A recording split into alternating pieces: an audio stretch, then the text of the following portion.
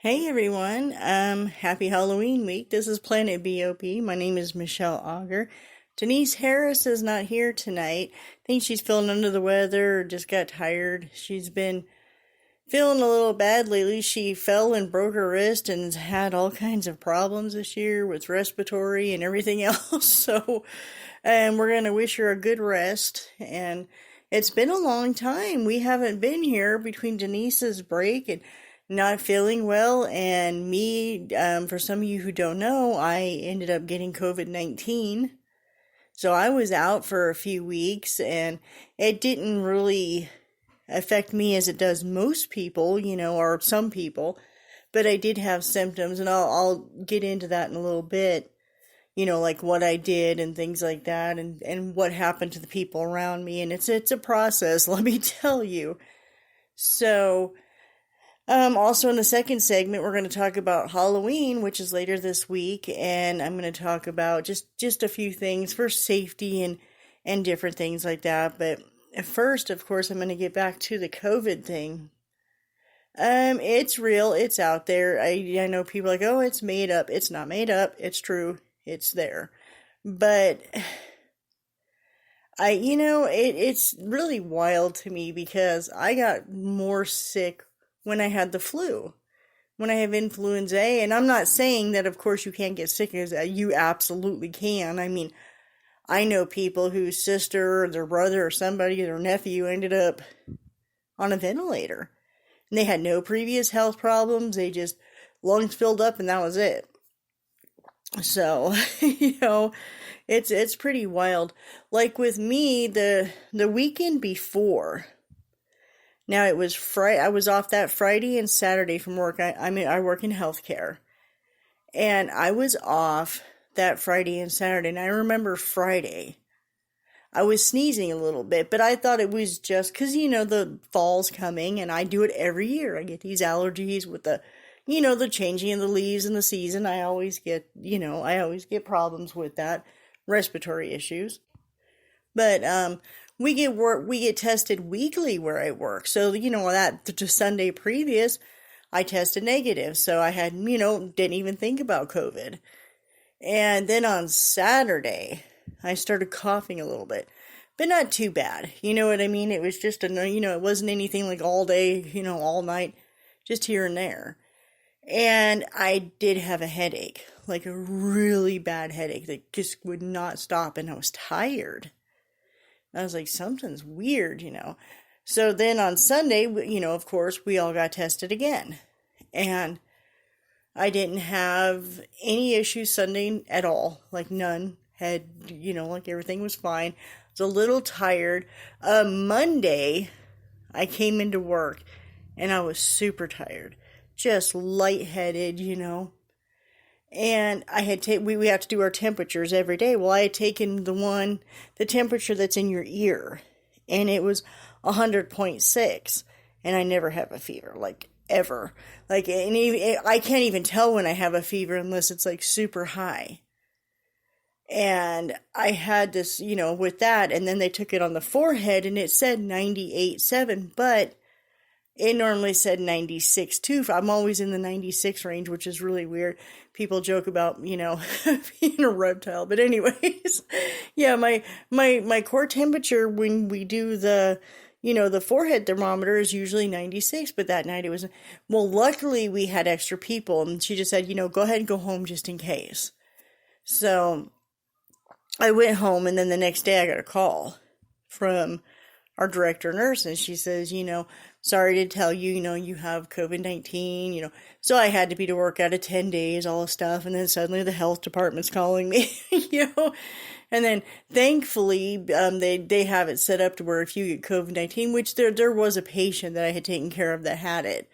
So, pretty much just deduction says that I got it from work. So they did cover my salary, which I'm very grateful for.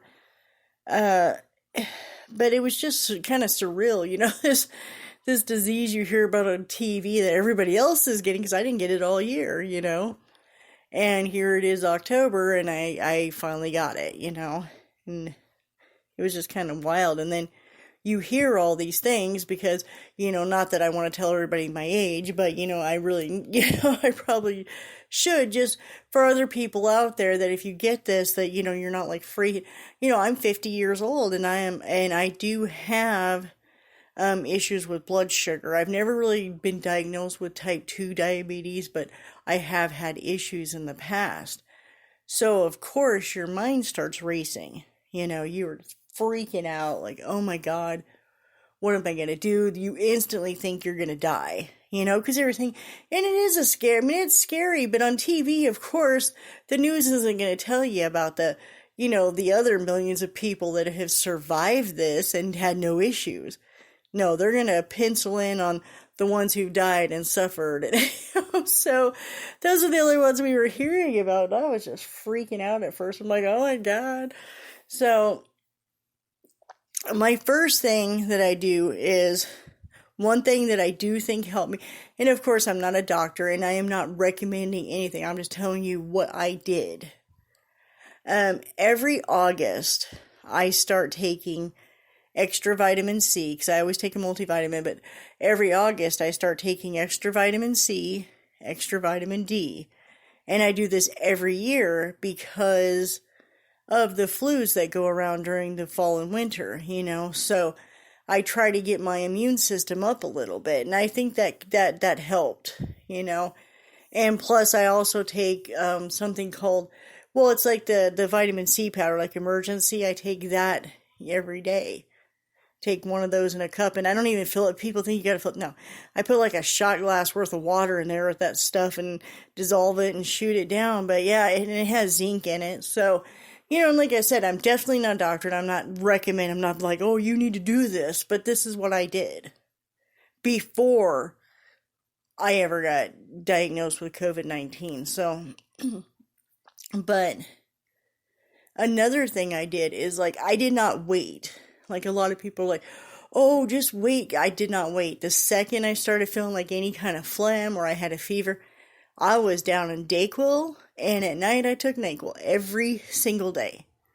I did not mess around. I did not wait. I did not, because a lot of people are like, oh, wait till your fever gets to this certain place, or wait till, your body's, no. I heard too many stories about how quick this fills up your lungs, and I wasn't messing around. I'm getting rid of the mucus like quick, So, but then the horror story was, like, my boyfriend ended up with it, and he's immunosuppressant, so that means that he has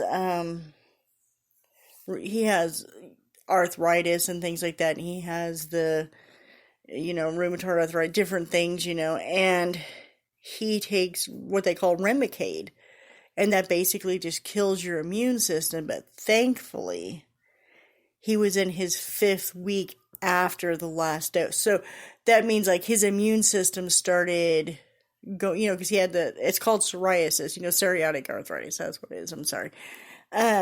He started getting, the end of to where his immune system was starting to come back. So he was able to fight it, but he had more of a cough issue than I did and more mucus, and he did end up going to the hospital, and they just got him some, fluids and all that, and helped clear him out before they sent him home. But it was just so weird. It's like I was not able to go there with him because I had tested positive. It's like, nope, you're not coming in here, not even with the mask. So it was just a wild situation. But he was there only, just for one day. So that was, thankful for that. But then this is where you feel horrible, because I had the negative test the week before. I had babysat my grandchildren on that Saturday. I was off because my daughter and her husband wanted to go somewhere, and and I did have the cough, but I didn't think anything of it because I had the negative test, but I wasn't thinking about the week in between. Do you know what I mean? So fast forward, I get the positive test, and then my grandkids have to be out of school for 2 weeks because they were exposed to me. Okay, so then fast forward again, they go back to school, and my granddaughter, they, of course I could ask her about symptoms, and she says, I can't smell anything. So, so they test her, she tests positive. So of course I feel like just the most horrible person in the world. But I mean, granted, they could have gotten it anywhere because it was 2 weeks later, but still, you know. So here, my poor 7-year-old granddaughter has COVID now, which she's also asymptomatic, nothing. She has no fever, nothing, thank God. But now she has a younger sister, younger brother, and an older brother. The older brother did not test positive, which I'm so grateful for. But, so here's, I tested, so whoever infected was probably the patient that I took care of, you know, who, and, he ended up with it, and I took care of him one day. So, you know, something happened where it could have just been a drop that got on my uniform, or, maybe I missed a spot on my hands because I was wearing mask, goggles, the whole business, but I still got it. So then I passed it on to my boyfriend, and I'm pretty sure I passed on and God knows how many other people, where I had gone to Walmart, or I had, and I told the health department all this. So of course they got to do all this contact tracing and all this craziness. But yeah, so that's just how quickly, but it happens every year with all kinds of viruses. So, I went 2 years without anything, without, from work or anywhere else. But, so I ended up with, okay, so back to what I was doing, I did every day. But when I get fever, sometimes it's off and on, and I've been like this my whole life. My mom said I was like that as a little kid. Like if I got a fever, sometimes just as low as 99, I start hallucinating, which is really bizarre. I don't know why. I mean, sometimes it usually takes it to go like 102 before, but this time with the COVID, I was started having these weird, not hallucinations, but weird thoughts that I needed to leave the house. Thank God I had somebody here that was like, no, you're not going outside. I'm literally like trying to go out in my underwear because I thought I needed to go to the store, So thank God I had somebody here to like wrangle me, be like, no, you're not going anywhere, But yeah, it's just really bad. So I just stayed on top of it. The second my temperature started, boom, Tylenol, boom, Dayquil, boom, NyQuil, and if I didn't want to taste, because NyQuil, I'm sorry, is nasty. It's gross. I don't care what anybody says, especially this new vapor stuff. It's like, ugh. But anyways, I would take it, but then there's some days that I didn't want to take it, so I took like a Benadryl and a Tylenol, but that's the thing is I kept it down. I was not going to let it get to that point. And I hear people say that all the time. It's like, well, your body's trying to sneeze for a reason. I don't care. I am not going to let mucus build up in my body. Great, it does not fight the virus at all, but it does fight the symptoms, so it can keep the symptoms down so that way the virus don't kill you, maybe. I mean, I'm just, like I said, in no way I'm a doctor and I'm not recommending this. I'm just telling you what my experience was, and it did help. And then after, my boyfriend got out of the hospital, he started doing that. He started like right away. Dayquil, NyQuil, whatever cold medicine, and he started feeling better. So, we did not take ibuprofen only because people have had had bad experiences with that, and I wasn't gonna test the waters. Do you know what I mean? If you hear enough people that say, oh, hey, I almost died from I'm not going to do it. So, and I'm not saying there's anything bad about ibuprofen. I take it now. Like sometimes when I get home from work, I'll take one or two I'm not a big medicine person. Like, you know what I mean? I just don't like to take it. But yeah, it's just one of those things. So, yeah. Denise Harris actually just messaged me now, so I'm gonna probably get on the horn with her for the second half of the show. So I'm gonna finish this story up with the COVID, but basically, like I said, it went on a daily basis, and I was really tired. I can tell you that, like. Super. I even got in one of the survival groups, Survival Wolves, and I'm like, can anybody tell me something to keep me awake? Because I could not.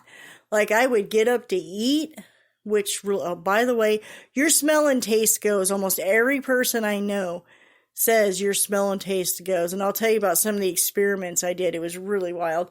Um, so, yeah, that's a whole nother deal. But, every day was a different experience, like I said, and the tired was just super, just crazy. Guy would get up to eat or drink something, go to the bathroom, I'd go right back to bed. I probably spent a good 21 hours in bed because I was so tired. I've never, I can say this, I have never, with any flu, with any cold, anything, have I ever experienced that kind of tired. Like where I just could, I mean, I would be up and if I walked to the bathroom, I was exhausted. If I got up to get a drink of water, I was exhausted. If I got up to, just go sit and watch TV for a second in the living room, I was exhausted. So I'm not going to tell people like this is horrible, deadly, because the media does enough of that for all of us. But I am going to tell you, this is definitely something that I'm 50 years old. I have never had anything like this in my life. Like ever. I have never been that tired. And the no smell, no taste thing, that was so bizarre because I've had colds and flus where you can't smell or taste something for, like a week or two. But it's like, even now, after, it's been 4 weeks since the first diagnosis, and it's like, I still have periods where I can't smell or taste. Like, I've gotten it back, but it, like, goes into this weird, like, space things. Like, I can taste oranges, but I can't taste chocolate, which really, sorry for the language, but pisses me off. But, I can taste salty stuff, but I can't taste sweet stuff. Like my body reacts to it. Like my body's like, oh yeah, this is great. But I cannot taste it. And what's weird is when I first started doing this, I'm just a bizarre person in general. I wanted to know, like, what could, I was doing stuff like drinking pickle juice just to see, like, I couldn't, like, I put them, it was like water there, nothing. But the second it hit my throat, it would burn. So, just stupid stuff. But yeah, and then of course the boredom and the being inside gets to you. And we did go for like drives in our own vehicle, and like we would go to like a park or something and walk a trail when we started feeling better, like later in the process, but of course we wore masks and, we tried to avoid people like the plague because we didn't want, to infect a total stranger or something, and that you don't want that on your conscience that you maybe killed somebody, so we just kind of stayed within ourselves, and I had my daughter who shopped for us, she went to the store and did that. But yeah, for the most part, that's what we did. And like I said, just watched a lot of TV, crafts, writing, whatever we had to do to keep our minds occupied. Because that's another thing when you're trapped in the house. And I can't even imagine people who have kids and have like 6 people in the house. And you got to stay in one room. We were at least blessed because, I'm not blessed that he ended up with COVID. It was just, it was just going to happen because we live in the same small apartment. So at least we had the apartment, but I feel really bad for people who are isolated in one room, and it's just crazy.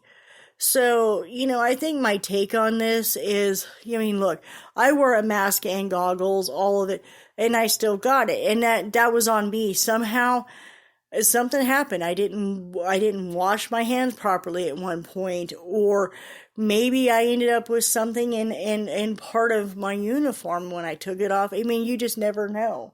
Or maybe I caught it when I went to a drive-thru and got a drink or something. You know what I mean? You just never know how you catch these things. But the point is, just keep washing it. You don't want it. You don't want to purposely go out and try to get this. I hear people, well, I'm not wearing a mask and I'm not, but it's like, what if you're the one who's infected and you don't know it? Think about it like that. Don't think, because the masks are not to protect you. The masks are to protect other people from you. So think about it in terms like this. If you are sick and you don't know it, let's say like right now you have COVID. You go into a store, you touch things and you give it to somebody and you knew that person died because you gave them something. Would that make you feel good? So, I mean, I know masks are horrible. You can't breathe. I get that. I do. Believe me, I have to wear one sometimes 8 to 12 hours a day, along with goggles and things. So I totally get where you're coming from. I hate them. I hate them with a passion. But I think about that patient that I took care of. If I would have made him wear a mask, but I didn't know they weren't required to in their room, unless they were, we didn't know at the time that he was infected. I think I left that part out. He didn't, the week I tested negative, he tested positive the same day. So, it's one of those things, but we weren't notified of that until like days later. And then when you think, oh, well, I tested negative, you're not thinking about, oh, well, I tested negative the same day he tested positive, so therefore I now have another week before I can get tested again. So now I have another week where I'm absorbing whatever virus that I possibly got, possibly from him. So, but the thing is if I would have had him put on a mask too, which I wish that they would do that when we walk in the room, put on your mask, I probably could have avoided a lot of stuff, So, the bottom line is there's simple things we can do.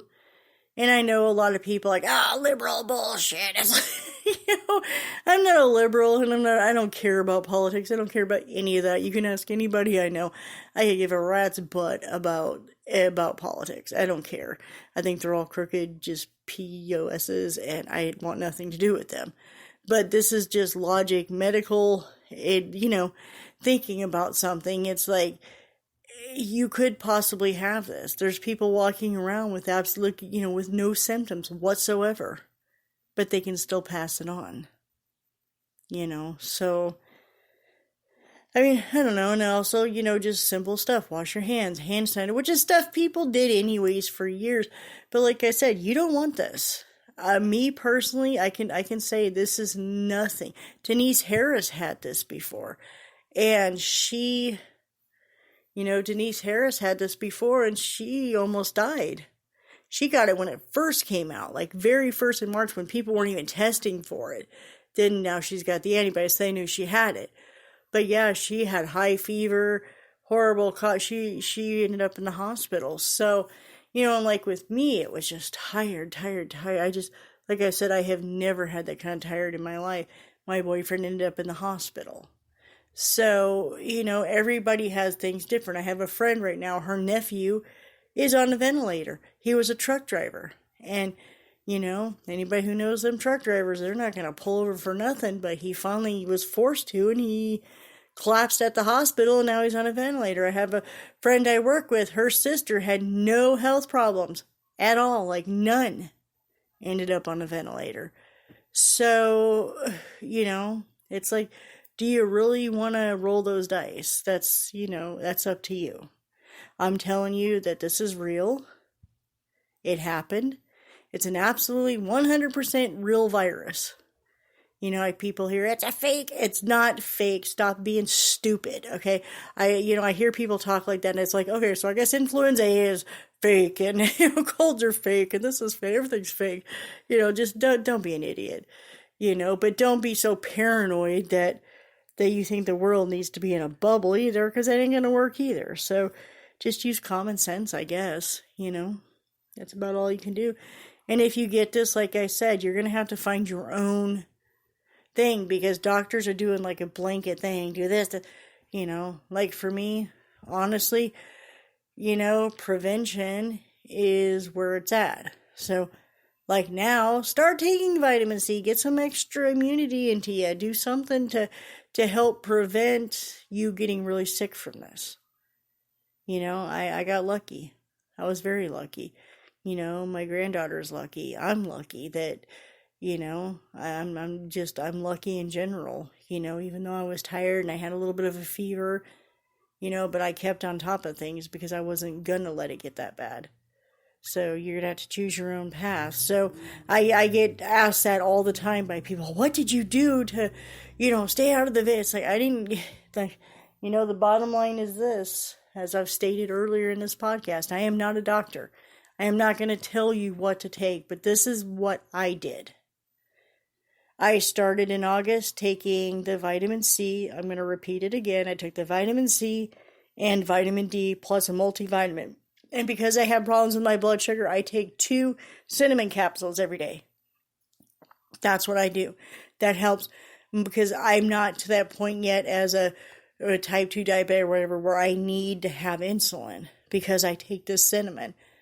Someday I might, but right now I don't. Once I got diagnosed, I started getting fevers. I took Dayquil the second I woke up. I took Dayquil the very second I woke up. And then I would usually take it in the afternoon, and if I didn't do that, I would take a Tylenol. And then at night, I took NyQuil, and if I didn't do that, I took a Benadryl and Tylenol, just to make sure, all that stuff stayed clear, because I wasn't about to be the next person on the ventilator. But that's what I did. That may not be what works for you, so.